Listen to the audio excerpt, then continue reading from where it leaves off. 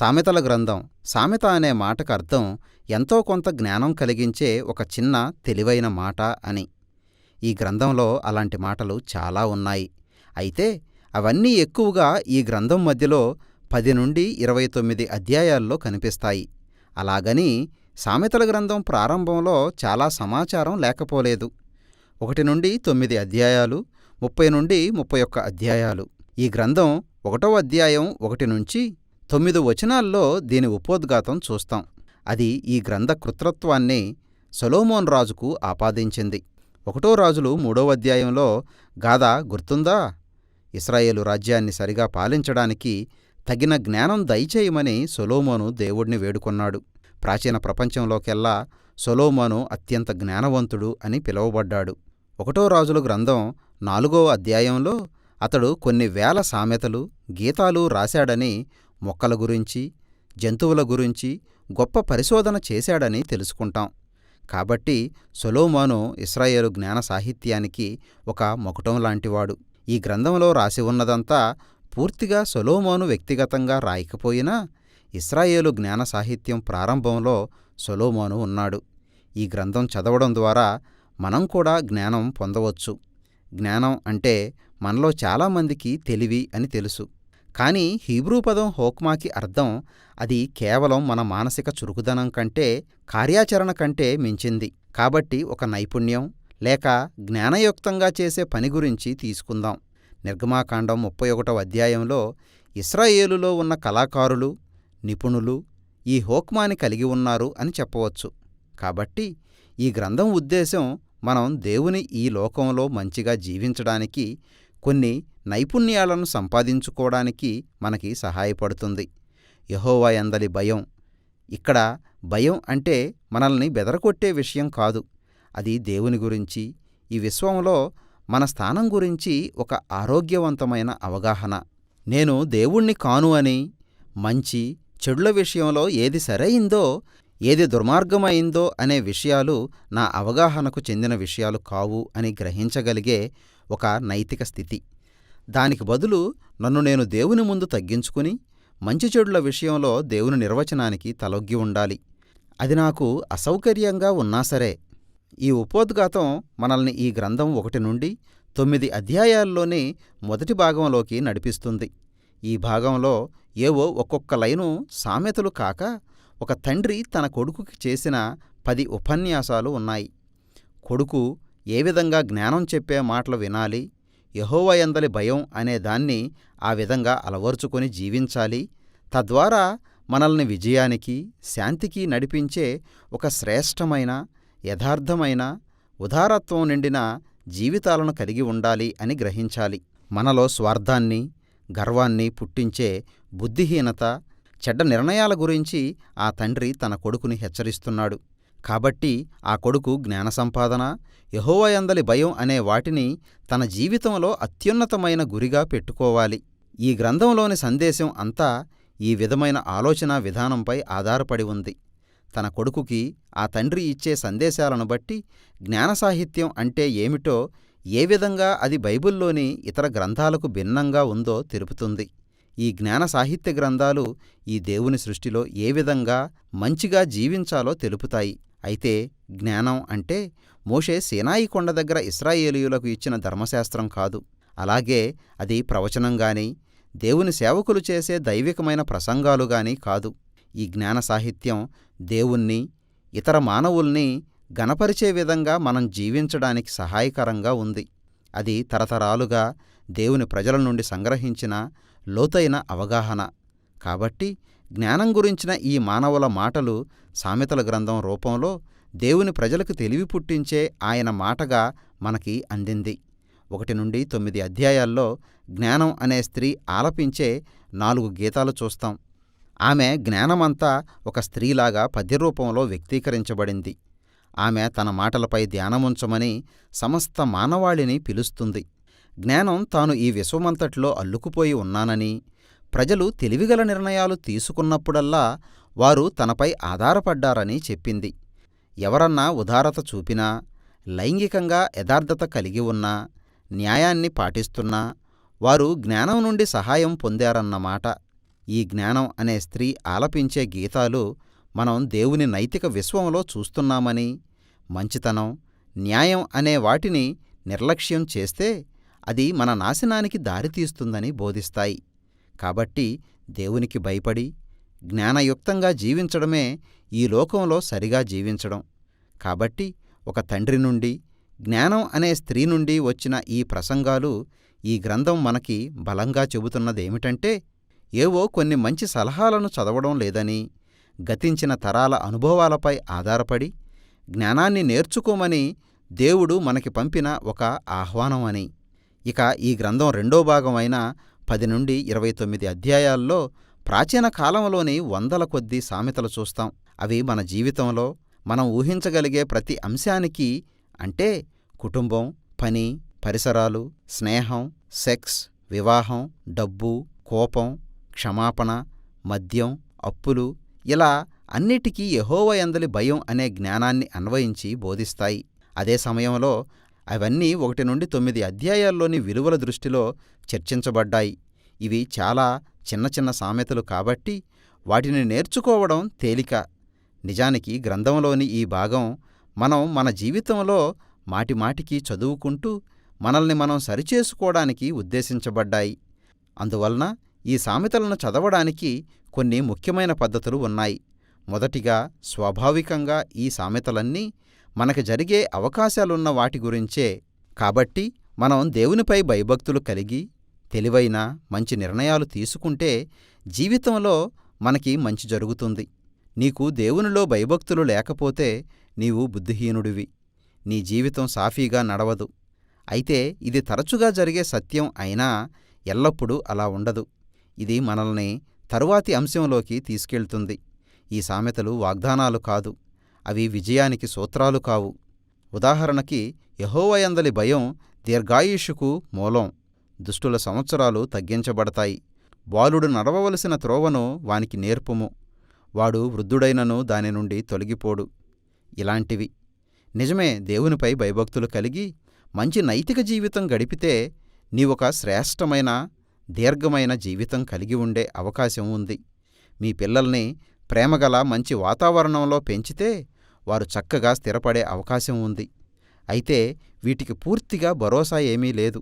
మన ఈ లోకంలో ఎన్నో విషయాలు తరచుగా మనకి వ్యతిరేకంగా జరుగుతాయి. కాబట్టి సామెతలు ఒక సాధారణమైన నియమాన్ని మనకి బోధిస్తాయి. కాని అవి అదే విధంగా తప్పక జరగాలని లేదు. జ్ఞాన సాహిత్యం ఈ విషయంలో స్పష్టంగా ఉంది. ఈ అంశం జ్ఞాన సాహిత్యంలో మిగిలిన యోబు, ప్రసంగి గ్రంథాల్లో మరింత వివరంగా చర్చించారు. అవి ఈ జీవితం సాధారణమైన సూత్రాలపై నడిచేది కాదని, అది అతి సంక్లిష్టమైందని వివరించాయి. కాబట్టి మన జీవితం గురించిన విశాలమైన అవగాహన కోసం ఈ జ్ఞాన గ్రంథాలన్నింటినీ కలిపి చదవాలి. ఇదంతా మనల్ని ఈ గ్రంథం చివరి భాగానికి నడిపించింది. మొదట ఆగూరు అనే ఒక వ్యక్తి రాసిన గీతాలు. అతడు తన అవగాహన లేమిని, బుద్ధిహీనతని, తనకు దేవుని జ్ఞానం చాలా అవసరమని అంగీకరిస్తూ ప్రారంభించాడు. సరైన విధంగా ఎలా జీవించాలో బోధించే లేఖనాల ద్వారానే తనకి జ్ఞానం కలిగిందని అతడు గ్రహించాడు. కాబట్టి ఆగూరు సామెతలు గ్రంథాన్ని బాగా ధ్యానించే వ్యక్తికి ఒక ఉదాహరణగా ఉన్నాడు. లేఖనాల్లో దాగి ఉన్న దేవుని జ్ఞానాన్ని తెలుసుకోవడానికి ఎల్లప్పుడూ సిద్ధంగా ఉండే వ్యక్తికి ఇతడు సూచనగా ఉన్నాడు. ఈ గ్రంథంలోని చివరి గీతాలు లెమూయేలు అనే యూదేతర రాజుకు ఆపాదించబడ్డాయి. అతడు తన తల్లి దగ్గర నుండి తాను పొందిన జ్ఞానాన్ని మనకు అందించాడు. తెలివిగా జీవించడం గురించి అతడు కొన్ని సలహాలనిచ్చాడు. ఇక ఈ గ్రంథం చివరి గీతం ఒక అక్షరమాల వంటిది. అంటే ప్రతి వాక్యము ఒక్కొక్క హీబ్రూ అక్షరంతో ప్రారంభమవుతుంది. ఈ గీతం అంతా శ్రేష్టమైన లక్షణాలు కలిగిన ఒక స్త్రీ గురించిన వర్ణన. సామెతల గ్రంథంలోని జ్ఞానాన్ని అనుసరించి జీవిస్తూ దేవుని జ్ఞానాన్ని అందుకొని దానిని తన అనుదిన జీవితంలో ఆచరణాత్మకమైన నిర్ణయాలుగా మార్చుకునే ఒక స్త్రీని ఇది వర్ణించింది. అది తన పనిలోగాని, ఇంటిలోగాని, తన కుటుంబంలోగాని, సమాజంలోగాని ఈ గ్రంథం జ్ఞానం అనే స్త్రీ మాటలు వినమని ఒక తండ్రి తన కొడుకుతో చెప్పడంతో ప్రారంభమవుతుంది. ఒక తల్లి తన కొడుకుతో తెలివిగా జీవించే ఒక స్త్రీ గురించి చెప్పే మాటలతో ముగిసింది. సామెతల గ్రంథం సకల కాలానికి, ప్రతి వ్యక్తికి అనువైన గ్రంథం. దేవుని ఈ మంచి లోకంలో జ్ఞానయుక్తంగా సరైన విధంగా జీవించడానికి అది ఒక మంచి సహాయకారి. ఇదే సామెతల గ్రంథం గురించిన సందేశం.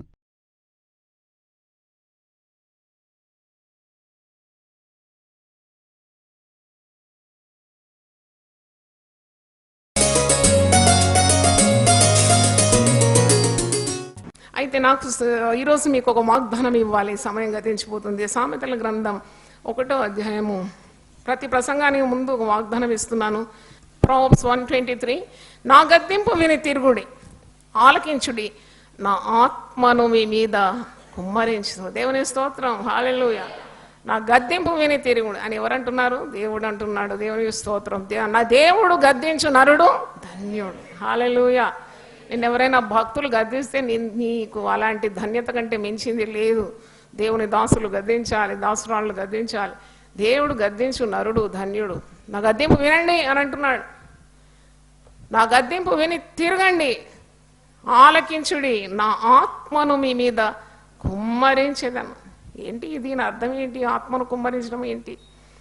ఆత్మ అంటే దేవుని మనస్సును నీ మీద కుమ్మరిస్తాడు. దేవుని తలంపులను, దేవుని యోచనలను, దేవుని పరిశుద్ధతను, దేవుని శక్తిని నీ మీద కుమ్మరిస్తాడు. దేవుని స్తోత్రం, హల్లెలూయా, హల్లెలూయా. ఆశీర్వాదాలంటే కేవలం కొత్త బట్టలు లేక ఒక క్వింటల్ బియ్యం కాదు.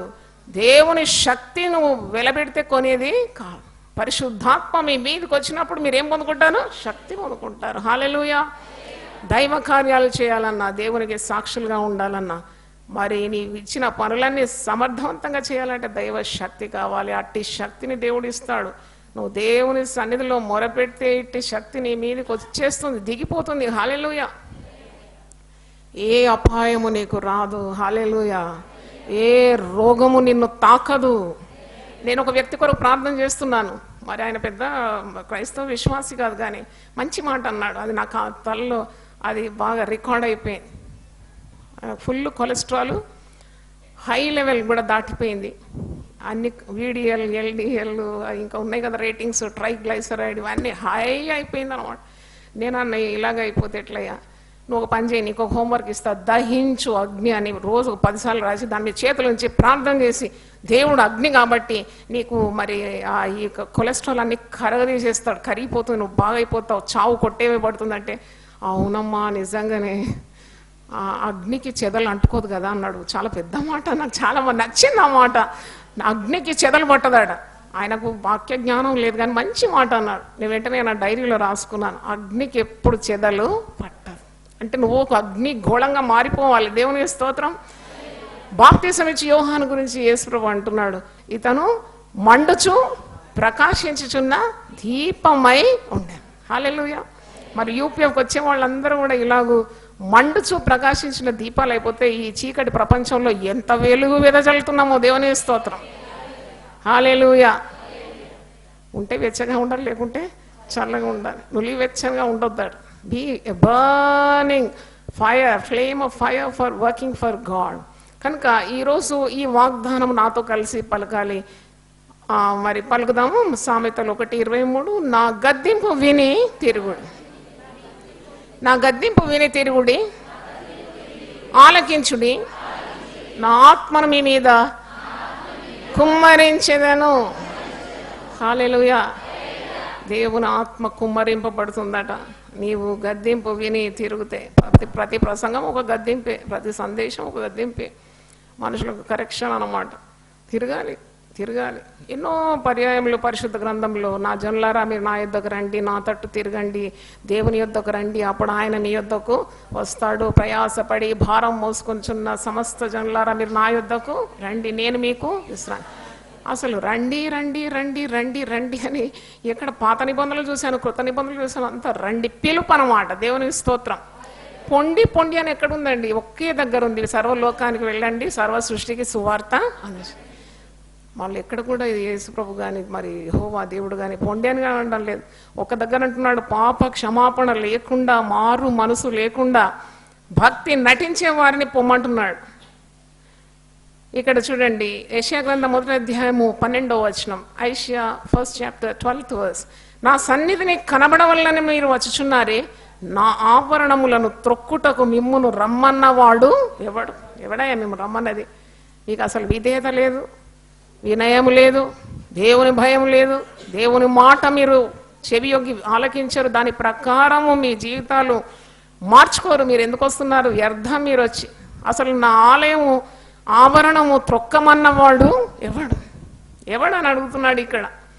అందుకే అలాంటి మరి మారు మనసు లేని వ్యక్తులు వాక్యం ఎంత విన్నగానే కరుడుగట్టిన హృదయాలు, కురివిందం వలె వారు మరి కరుడుగట్టి ఉన్నారు. కఠినమైన మనస్కులు, మెడవంచని జనాంగం అట. దేవుని మాట వినరట. దేవుని సేవకులు కేకలు వేసి చెప్పినా వినరట వారు. దేవుడు అంటున్నాడు, దినమెల్లా నా చేతులు చాపబడి. లోబడనొల్లని ప్రజలు మీరు. ఎంతగా దైవ కార్యాలు మీరు చూసినా మీరు చూస్తున్నారే కానీ గ్రహించరు, మీరు వింటున్నారే కానీ మీరు తెలుసుకోరు. మీరు వ్యర్థంగా నన్ను ఆరాధిస్తున్నారు, పెదవులతో ఆరాధిస్తున్నారు, మీ హృదయం నాకు చాలా దూరంగా ఉన్నది. దేవునికి స్తోత్రం. కాబట్టి దైవ భక్తి విషయంలో యునైటెడ్ పీపుల్స్ ఫెలోషిప్ మాత్రం కాదు, టీవీ ద్వారా దేవుని వాక్యం వింటున్న వారు కూడా చాలా శ్రద్ధ వహించాలి. ఎందుకంటే ఈ భక్తి జీవితము నీకు చాలా దీవెనకరం, ఇహలోకములో దీవెనకరం, రానున్న లోకానికి కూడా నీకు ఆశీర్వాదకరం. దేవుని స్తోత్రం. ఏది కూడా అల్లా డబ్బగా తీసుకోకూడదని దేవుని దాసురాలుగా మీకు తెలియజేస్తున్నాను. Don't take anything lightly. ఉపవాస ప్రార్థన, అది ప్రార్థన, విజ్ఞాపన ప్రార్థన, ఇంకేంటి మనం ఉపవాసం ఉండేది అని అనుకోకూడదు. ఎందుకంటే ఉపవాసం చేయడము దేవుని చిత్తం అని. ఎందుకంటే పౌలు భక్తుడు కూడా ఒక మాట అంటున్నాడు, 1 కొరింథీ 9వ అధ్యాయం మీరు చూసినప్పుడు ఒక మాట అంటాడు, నా శరీరాన్ని నేను నల్లగొట్టుకొనిచున్నాను, నేను ఇతరులకు ప్రకటించిన తర్వాత నేనే భ్రష్టుడైపోదానేమో అని. 1 కొరింథీ 9వ అధ్యాయం 27వ వచనం, 1 Corinthians 9 chapter 27th verse, గాలిని కొట్టినట్లు నేను పోట్లాడుట లేదు కానీ ఒకవేళ ఇతరులకు ప్రకటించిన తరువాత నేనే భ్రష్టుడనైపోదునేమో అని నా శరీరమును నలుగగొట్టి దానిని లోపరుచు కొనుచున్నాను. ఇంత మంచి మాట కదా. శరీరాన్ని లోపరుచుకోవడం అంటే ఉపవాసం ఉండడం అని అర్థం అన్నమాట. యేసు ప్రభువే స్వయంగా 40 రోజులు ఉపవాసం చేసి మనం ఎవరం? కాబట్టి కొద్దిగా మరి తగ్గించుకొని దేవుని సన్నిధిలో ఉండి ప్రార్థన చేసినప్పుడు దేవుడు తన మరి సన్నిధి కాంతిని మనకు అనుగ్రహిస్తాడు, మనల్ని ఆశీర్వదిస్తాడు.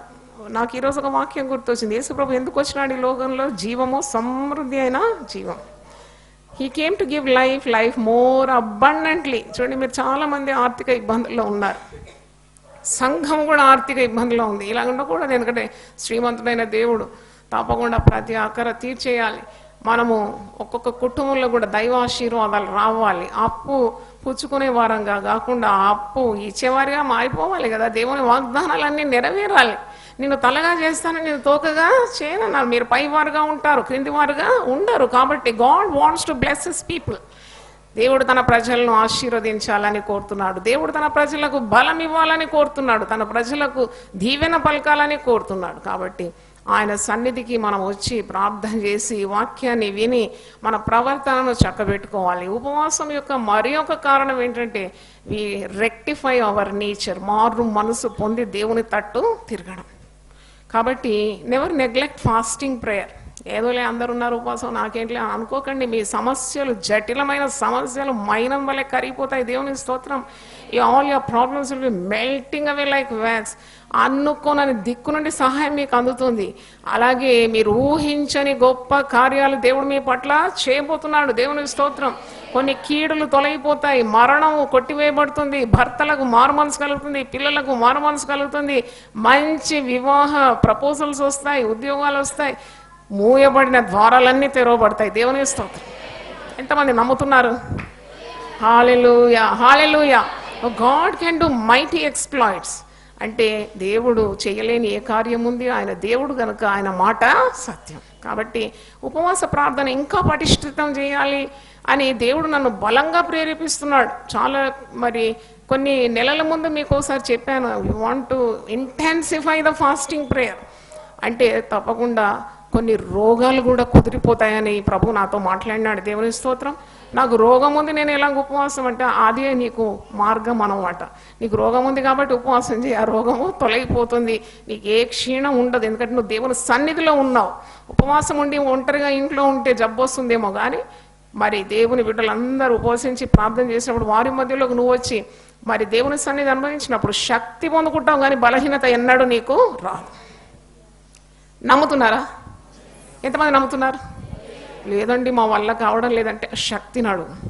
పనులున్నాయి అంటున్నాయి కానీ నేను ఉపవాసం ఉండాలి, నేను ఇతరులను నడిపించేదాన్ని, నేను ఉపవాసం లేకుండా ఉపవాస ప్రార్థన అంటే దాంట్లో ఏమర్థం ఉంది? Help me to fast lord. మరి శరీరతత్వం అనుకరించకపోయినా దాని మీద విజయం పొందడానికి దేవుడు కృపనిచ్చినాడు. దేవుని స్తోత్రం. నేను ఈ 3 గంటలకు అన్నం తినడం లేక 5 గంటలకు తినడం నేను నమ్మను. అది ఉపవాసాలు కానే కాదు. ఉపవాసం ఉంటే దినమంతా ఉపవాసం ఉండాలి. దేవుని స్తోత్రం. ఇక్కడ ఉపవాసం ఉంటారు చాలామంది 1 గంట దాకా 2 గంటల దాకా ఉపవాసం ఉంటే ఒక్క దినము దేవుని కొరకు కేటాయించడానికి శక్తి దేవుడే మీకు అనుగ్రహించును గాక. అలాగే నా పట్టుదల ఏంటంటే ఇక్కడ వాయిద్యాలు వాయించే వాళ్ళు కానీ, స్టాఫ్ కానీ, ప్రార్థనా వీరులు కానీ, పాస్టర్లు కానీ, అలాగే మ్యూజిక్, సౌండ్, మరి ఎలక్ట్రిసిటీ, కెమెరామ్యాన్, అలాగే సండే స్కూల్ టీచర్స్ కానీ, ఇంట్లో పనిచేసేవారు కానీ, వీళ్ళందరూ ఉపవాసం ఉంటే దేవుడు యునైటెడ్ పీపుల్స్ ఫెలోషిప్ పరిచర్య ద్వారా భూదిగంతముల వరకు రక్షణ సువార్త అందించబోతున్నాడు. దేవుని స్తోత్రం. హల్లెలూయా. కాబట్టి రాత్రి నేను ఒక దర్శనం చూశాను. ఆ దర్శనంలో మరి దేవుడు యునైటెడ్ పీపుల్స్ ఫెలోషిప్కు చాలా గొప్ప విశాలమైన స్థలాన్ని ఇవ్వబోతున్నాడు అని దేవుడు చూపెట్టిన దేవుడు. హల్లెలూయా. అంటే మీరు కూడా ప్రార్థన చేస్తున్నట్టు మీ చప్పట్ల ద్వారా నాకు అర్థమవుతుంది మీకు కూడా భారం ఉన్నది. మరి దేవుడు ఒక పెద్ద మందిరం ఇవ్వాలని. మందిరము ఒక పెద్ద కార్యం కాదు, భూమి ఒక పెద్ద కార్యం కాదు. I know God is the creator of the entire universe. భూమి ఆకాశములను సృజించిన యెహోవా. మనకు సహాయం ఎక్కడి నుండి వస్తుంది? ఆ యెహోవా వల్లనే. భూమి ఆకాశము సృజించిన యెహోవా వలన మనకు సహాయం కలుగుతుంది. కాబట్టి ప్రార్థన చేయాలి. ఉపవాస ప్రార్థనలో తప్పకుండా మనకు సొంత స్థలం దేవుడు ఇవ్వాలని ప్రార్థించాలి. మరి నేను ఉట్టి స్థలం మాత్రం చూడలేదు, అది ట్విన్ ల్యాండ్ కంపౌండ్ లాగా ఉంది. అంటే అది ఒక జంట స్థలం అన్నమాట. ఒక పెద్ద స్థలం, కొన్ని ఎకరాల స్థలం, దాని పక్కన అట్లా అలాగే ఇంకొక స్థలం, 2 కలిసి ఉంది. ఆ 2 స్థలాలంతా నిండిపోయి మనుషులంతా చీమల్లాగా పాకుతున్నట్టు అనిపిస్తుంది, ఎందుకంటే అంత జనం అన్నమాట. దేవుని స్తోత్రం. మనకు స్థలం ఇచ్చి జనం ఇవ్వకుండా ఉండడు.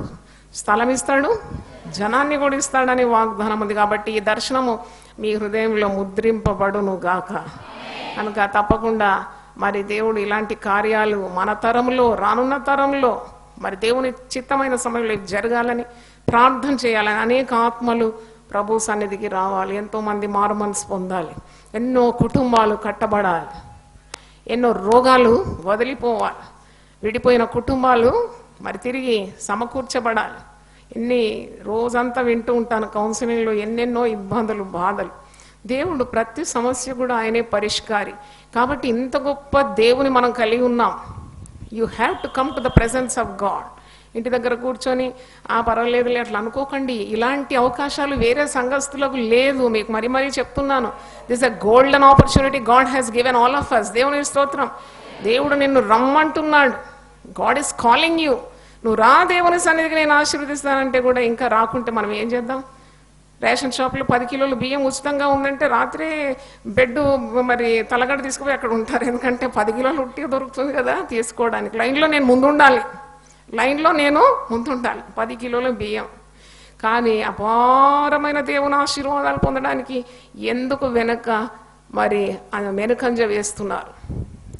This is a blessed church. అడుగు పెడితే చాలు, మీరు ప్రార్థననే కుషన్లోనే అడుగు పెడుతున్నారు. దేవుని స్తోత్రం. ఈ ప్రాంగణాలన్నీ కూడా ఎలక్ట్రిఫై అయి ఉంది. దేవుని స్తోత్రం. ఈ మిద్ద మీద కూర్చున్నా, ఎక్కడున్నా ఈ మందిర మొత్తంగా దేవుని ఆత్మతో నింపబడి ఉందని మీకు జ్ఞాపకము చేస్తున్నాను. దేవుని స్తోత్రం.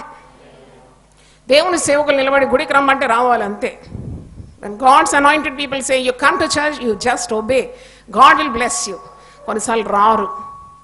కానీ నాకు చాలా సంతోషం ఏంటంటే పోయిన వారం మరి దేవుని ఆత్మ నాతో పలుకుతుంది కొంతమందితో, రండి మీరు ఉస్మానియా గార్డెన్స్ రండి, ఇక్కడ రండి, ఇంత ఖర్చు పెట్టి ఇంత ఆలయం ఇంత సౌకర్యం మీకు ఏర్పాటు చేసాం, ప్లీజ్ కమ్.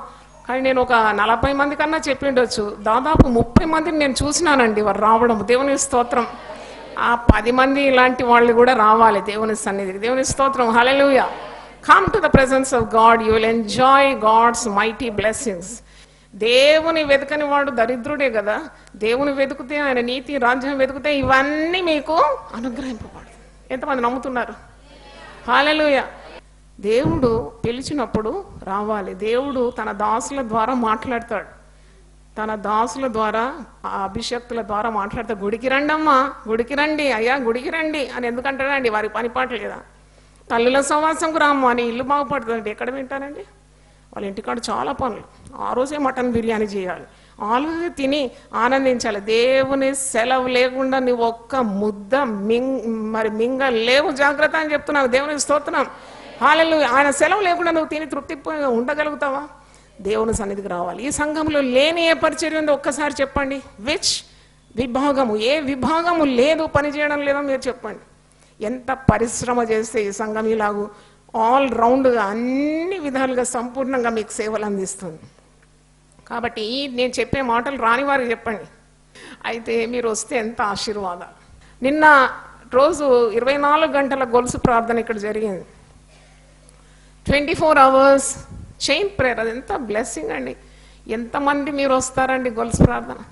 మీ సమస్యలకు మీరు గుండె కొట్టుకొని తలకు బాదుకొని ఏడవడమే కానీ ఎప్పుడైనా వచ్చి అరే గొలుసు ప్రార్థన అనేది దైవజనరాలకు దేవుడిచ్చిన దర్శనం, why can't I go and join and get blessings? ఊరికే రాదు ఆశీర్వాదాలు. ఏదో ఆశీర్వాదాల గురించి నీవు కలలుగంటే రాదు. తప్పకుండా దేవుని సన్నిధికి రావాలి. దేవుని స్తోత్రం. Hallelujah. Come to the presence of God. Mighty blessings God will give you. ఆయన ఎవరిని కూడా రిక్త హస్తములతో పంపడంట. దేవుని స్తోత్రం. God will not send anyone with an empty hand. ఈరోజు ఇంతమంది వచ్చారా? మీరు ఎవ్వరు కూడా వట్టి చేతులతో ఇక్కడ పోరండి. దేవుని స్తోత్రం. God will bless you. కాబట్టి తప్పకుండా ఆయన సన్నిధికి రావాలి. ఆయన మీ యొక్క అవసరతలు అక్కర్లు అన్నీ తీరుస్తాడు. మనిషికి వచ్చిన పెద్ద సమస్య ఏంటంటే దేవుని సన్నిధికి వారు రారట. ఇక్కడ యెషయా గ్రంథం 1వ అధ్యాయం 3వ వచనంలో ఉంది, ఎద్దుకు బుద్ధి ఉందట, గాడిదకు బుద్ధి ఉందట, కానీ ఆయన రూపంలో సృజించుకున్న మానవునికి దేవుని దగ్గరికి రావాలనే తెలివి లేదట. చూడండి 3వ అధ్యాయం 3వ వచనం, యెషయా 1వ అధ్యాయము 3వ వచనం, ఎద్దు తన కామందు నెరుగును, గాడిద సొంతవాని దొడ్డి తెలుసుకును. ఇక్కడ అంటున్నాడు, నేను కాదు, ఇక్కడ దేవుని ఆత్మ అంటుంది, ఎద్దు తన కామందు నెరుగు. ఎద్దు కూడా పోతే తిరిగి వస్తుందట, కొట్టని తెలుసాడ, తిరిగి రావడ. గాడిద సొంతవాని దొడ్డి తెలుసు. గాడిద అసలు కోపం వస్తే బుద్ధి లేని కానీ గాడిదకు బుద్ధి ఉందని వాక్యంలో ఉందండి. గాడిద తిరిగి వస్తుందట అది కొట్టానికి, ఎద్దు తిరిగి వస్తుందంట. ఇశ్రాయేలుకు తెలివి లేదు, నా జనులు యోచింపరు. ఇశ్రాయేల్ అంటే మనమే, ఇంకెవరం? ఇశ్రాయేల్ మారు మనసు పొంది రక్షణ పొంది యేసు ప్రభు రక్తం అందు కడుగబడి మరి పరిశుద్ధ జనంగా పిలువబడుతున్న మనమే ఇశ్రాయేల్. మనకు బుద్ధి లేదంట. మన దేవుని సన్నిధిలో ఉండాలి, నిలవాలి, రావాలి, సమయం గడపాలి. ఆ జ్ఞానము లేదు. ఇశ్రాయేలుకు తెలివి లేదు, నా జనులు యోచింపరు. పాపిష్టి జనమా, దోషభరితమైన ప్రజలారా, దుష్ట సంతానమా, చెరుపు చేయి పిల్లలారా, మీకు శ్రమ. ఎంత కోపం వచ్చింది దేవునికి కదా.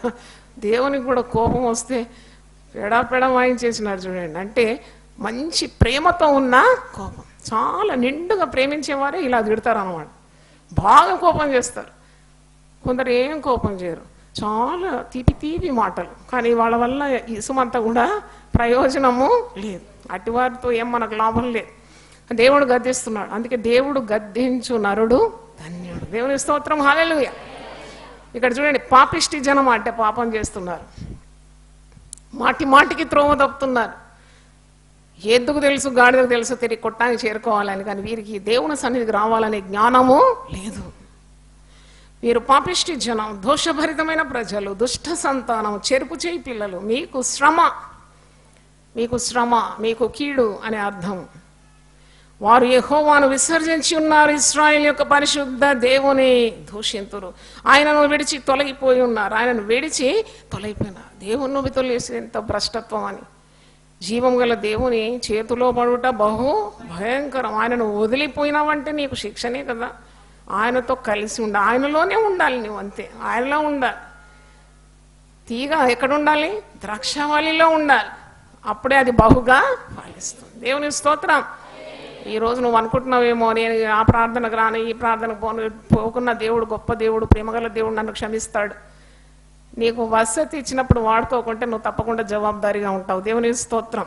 ఇక్కడ ఎప్పుడు కూడా గుడి ద్వారములు, మందిరపు ద్వారాలు తెరిచిపెట్టినాం. ఎందుకంటే అది ప్రజలకు సౌకర్యంగా వారు రావాలి, దేవుని సన్నిధిలో మోకరించాలి, ప్రార్థన చేసుకోవాలి, కావాల్సిన కౌన్సిలింగ్ కానీ కావాల్సిన ఎలాంటి సహాయం అన్నా మరి వారికి అందించడానికి సిద్ధంగా ఉన్నాము. కానీ వాడుకోకుంటే ఏం చేస్తాం కదా. కాబట్టి ఇలాంటి ప్రజలను దేవుడు కోపగిస్తున్నాడు, వీరికి తెలివి లేదంటున్నాడు. అందుకే ఇలాంటి వారు మరి ఇక్కడ ఒక మాట ఉంది, 15వ వచనం చూడండి, ఐషియా 1:15. వారు మీరు మీ చేతులు చాపునప్పుడు మిమ్మల్ని చూడక నా కన్నులు కప్పుకొని. అంటే వీళ్ళు అనుకుంటున్నారు దేవుడు అంటే ఆపద మొక్కుల స్వామి, యేసుప్రభు అంటే అపాయం వచ్చినప్పుడు పరిగెత్తుకొని రావాలి, ఏసే నన్ను రక్షించంటే రక్షిస్తాడు, దాని తర్వాత ఏసే ఎవరో ఇతను ఎవరో. అలా కాదు. యేసుతో నీకొక బంధం ఉండాలి. యేసు కుటుంబంలో నువ్వు పుడితే నువ్వు కుమారత్వం పొందుకుంటున్నావు. అంటే you're enjoying the close relationship with God. ఇక్కడ అంటున్నాడు వీరు దేవునితో బంధమే లేదు కానీ ఆపద వచ్చినప్పుడు మొక్కుకుంటున్నారు దేవుణ్ణి. వీరు చేతులు చాపుతారంట కష్టాలు వచ్చినప్పుడే కావాలి దేవుడు. వీళ్ళు గుడికి క్రమంగా రారు, ఆరాధనకు రారు. వీరు సడన్గా కొన్నిసార్లు కనబడతారు. ఎందుకంటే నేను ఎప్పుడు ప్రార్థన చేస్తాను రాని వాళ్ళ కొరకు. మీరు అనుకోకండి అమ్మగారు పట్టించుకోవడం లేదని. అమ్మగారికి ముఖాలన్నీ రికార్డ్ అయ్యి ఉన్నది. దేవునికి స్తోత్రం. కంప్యూటర్ అన్నమాట. రాలేదా నువ్వు 3 వారాలు, సరే నీ సంగతి నాకు తెలుసు అనుకుంటాను, మనసులో ప్రార్థన చేస్తాను. నేనేం చేస్తాను, మీ ఎంబడి రాలేను కదా, నేను ప్రార్థనలో పెడతాను, తర్వాత నా ముందు హాజరు వచ్చేస్తారన్నమాట. అది నాకు దేవుడు ఇచ్చిన శక్తి. చెప్పుకోకూడదు కానీ చెప్పాల్సి వస్తుంది. దేవుని స్తోత్రం. నేను కాదు, దేవుని అలాగ వారిని పంపిస్తూ ఉన్నాడు. దేవుని స్తోత్రం. అంటే గుడికి రాకుండా దేవుని సహాయం కావాలి. ఇంట్లో ఉండాలి, హాయిగా విశ్రాంతి దినం అని చెప్పి మరి విశ్రాంతి తీసుకోవాలి. దేవుని ఆలయంకు రాకుంటే నీకు ఆశీర్వాదాలు ఎలాగ లభిస్తుంది? కేవలం కొన్నిసార్లు కొన్ని నెలలు కనబడరు కొందరు. వాళ్ళు అనుకుంటారు అమ్మ మర్చిపోయిందని. నేనేం మర్చిపోను, ప్రార్థన చేస్తూ ఉంటాను. వస్తారు కుంటుకుంటా, ఏమైంది, కాలు గాయమైంది, గుండెకి నొప్పి, తల నొప్పి, కన్ను కనబడతలేదు. దేవుడు ప్రేమించే దేవుడు కదా, ఆయన నిన్ను ఒక దెబ్బ కొట్టి ఏం చేస్తాడు, మందిరానికి నడిపిస్తాడు. నువ్వు దేవుని దగ్గర నుండి ఎలా తప్పించుకుంటావు? నువ్వు తప్పించుకోలేవు. కాబట్టి you cannot escape God's love. ఆయన ప్రేమిస్తున్నాడు కాబట్టి ఒకటి పెట్టి కొట్టి తీసుకొని మందిరంలో తెచ్చి వదిలేస్తాడు. దేవునికి స్తోత్రం. సంతోషం ఉంటే హల్లెలూయా గట్టి చెప్దాం. అందుకే దేవుడు అంటున్నాడు, మీరు సహాయం కావాలని చేతులు నా తట్టు మీరు సాస్తున్నారే, నేను చూడను. మీరు ఎందుకంటే నా మాట వినరు. మిమ్మల్ని చూడకుండా నా కన్నులు ఏం చేస్తాను, కప్పుకుంటాను. మీరు బహుగా ప్రార్థన చేసినాను, నేను వినను. కొందరికి మరి వట్టి అపోహలు దేవుని గురించి. దేవుని గురించిన తెలివి లేదట కొందరికి, వాక్యంలోనే ఉంది. వాళ్ళు అనుకుంటారు నేను 1 మీటర్ ప్రార్థన చేస్తే లేక 5 మీటర్లు ప్రార్థన చేస్తే దేవుడు వింటాడని. దేవుడు అస్సలు వినాడు. దేవుని క్రమంలో ఉంటే ఒక్కసారి నువ్వు అటు చూసినా వినిస్తాడు. దేవుని స్తోత్రం. దేవుని క్రమము పాటించకుండా మీరు బహుగా ప్రార్థన చేసినారంట, కానీ దేవుడు వినకుంటే ఏం లాభం? Energy waste, time waste. నువ్వు కొందరు అనుకుంటారు గట్టిగా కేకలేస్తే దేవుడు వింటాడని. ఎవడు దేవుని మోసం చేయలేడండి. Who can deceive God? ఆయనని ఎవరు మోసం చేస్తారు? గట్టిగా ప్రార్థన చేస్తే వింటాడా? నువ్వు దీర్ఘంగా ప్రార్థన చేస్తే వింటాడా? నీ హృదయం మార్పిడి లేకుండా నువ్వేం చేసినా దేవుడు పట్టించుకోడట. దేవుని స్తోత్రం. అసలు నా ఆవరణాలు తొక్కమన్నవాడు ఎవడు? Who asked you to come in to the presence, in my presence without a rectified heart. తర్వాత ఇక్కడ అంటున్నాడు, మీరు చేతులు రక్తంతో నిండి ఉన్నవి మిమ్మల్ని కడుక్కునవి, శుద్ధి చేసుకునడి. శుద్ధి అనే మాట చాలా అద్భుతం అనిపిస్తుంది. పాత నిబంధనలో మాత్రం కాదు, క్రొత్త నిబంధనలో కూడా ఉంది. శుద్ధ హృదయంతో రావాలి దేవుని సన్నిధిలో. నీ పాపాలన్నీ కూడా ఒప్పుకోవాలి. నీ యొక్క విమనస్కులారా మీ హృదయాన్ని పరిశుద్ధపరచుకోండి. 2 తలంపుల మధ్యలో ఎప్పుడు తడబడుతూ ఉంటారు. గుడికి వెళ్ళాలి, గుడికి వెళ్ళొద్దు. సందా ఇవ్వాలి, సందా ఇవ్వకూడదు. దశంభాగం ఇవ్వాలి, వద్దు వద్దు వద్దు, చాలా ఖర్చులు ఉన్నాయి ఈ నెల. అంటే వీళ్ళు 2 తలంపులు అన్నమాట. విమనస్కులను యెహోవా ద్వేషించును. ఒకసారి యాకోబు పత్రిక చూడండి. యాకోబు పత్రిక 4వ అధ్యాయంలో ద్విమనస్కులను 8 చదువుతున్నాను. పాపులారా మీ చేతులను శుభ్రము చేసుకొనడి, ద్విమనస్కులారా మీ హృదయములను పరిశుద్ధపరచుకొనడి. హల్లెలూయా. యేసుక్రీస్తు ఒక్కసారి చనిపోయినాడు కదండి, ఇంకేంటండి పరిశుద్ధపరచుకోవాలి? Jesus died for all our sins at one stretch. Then why do you need again and again cleansing? పుట్టినప్పుడు నీకు స్నానం చేపిస్తారు, దాని తర్వాత స్నానాలు చేయలేదా నువ్వు? రోజుకు ఎండాకాలం వస్తే 3 సార్లన్నా చేస్తావు కదా స్నానం. మరి పరిశుద్ధత నీకు కావాలి కదా. ఈ ప్రపంచము మాలిన్యంతో నిండింది కదా. మరి నీకు again and again you need cleansing from God. Yesu రక్తము ప్రతి దుర్నీతి నుండి నిన్నేం చేస్తుంది? పవిత్రులుగా చేస్తుంది. హల్లెలూయా. అందుకే ఇక్కడ అంటున్నాడు, కొత్త నిబంధనే కదా ఇది, అంటున్నాడు, పాపులారా మీరు మీ చేతులను శుభ్రం చేసుకోండి. చేతులు ఎందుకంటే శుభ్రం చేసుకోవాలి, అది ఇప్పుడు కూడా సైన్స్ అంటుంది, keep washing your hands frequently so that you may not catch any disease. అంటే ఇక్కడ చేతులు మరి పాపముకు మరి సంబంధించి ఉంది. ఎందుకంటే ఏ పాప హేయ క్రియ చేయాలన్నా మరి అది క్రియలకు సూచించేది చేతులు. మీ చేతులను మీరు ఏం చేయాలి? శుభ్రము చేసుకోండి. నీ యొక్క క్రియలు మరి శుద్ధిపరచుకోవాలి, నీ కార్యాలు శుభ్రం చేసుకోవాలి. దాని అర్థం ద్విమనస్కులారా మీ హృదయములను పరిశుద్ధపరచుకోండి. డబుల్ మైండ్ అన్నమాట. గాడ్ హేట్స్ డబుల్ మైండ్ అని 119వ కీర్తనలో ఉంది. ద్విమనస్కులను యెహోవా ద్వేషించును. ఆ రెఫరెన్స్ కూడా మీకు ఇస్తాను. 119వ కీర్తన 113వ వచనం. ద్విమనస్కులను నేను ద్వేషించున్నా, నీ ధర్మశాస్త్రము నాకు ప్రీతికరం. ద్విమనస్సు ఉండకూడదు, బాగా జాగ్రత్తగా గమనించండి. Serve God, serve with a full heart. పూర్ణ హృదయంతో దేవుని సేవించాలి. ఇక్కడ చాలా మంది సేవలు సహకరించే వారు ఉన్నారు. వారు కాపర్లైనా, సేవకులైనా, మ్యూజిషియన్స్ అయినా, కెమెరా అయినా, వాలంటీర్స్ అయినా. మరొకసారి సంఘముతో మాట్లాడుతున్నాను, దేవుని దాసురాలుగా. Whatever you do for the Lord, do it with a full heart. Hallelujah. ఏదో సగటు నువ్వు లేకుంటే కాదని, చూద్దాంలే నేను లేకుంటే ఏమవుతుందా అని నీవే క్రిందికి నెట్టేస్తాడు నిన్ను దేవుడు. జాగ్రత్త, దొరుకునా ఇటువంటి పరిచర్య అని చెప్పి నిన్ను నీవు కల్పించుకోవాలి. You come forward with a full heart. నిండు మనసుతో సేవించిన వారు యెహోషువ, కాలేబులు నిండు హృదయంతో దేవుని సేవించినారట. దేవుని స్తోత్రం. వాళ్ళేమనుకుంటారు, వీళ్ళేమనుకుంటారు, అమ్మ పిలవలేదు కదా, మేము ఎట్టపోవాలి, పిలిచినా పిలవకుండా వచ్చేసినారన్నమాట సేవ చేయడానికి సిద్ధం, ఎవర్ రెడీ. హల్లెలూయా. ఎందుకంటే వారు నిండు మనసుతో దేవుని ప్రేమిస్తున్నారు. They are loving God with all their heart.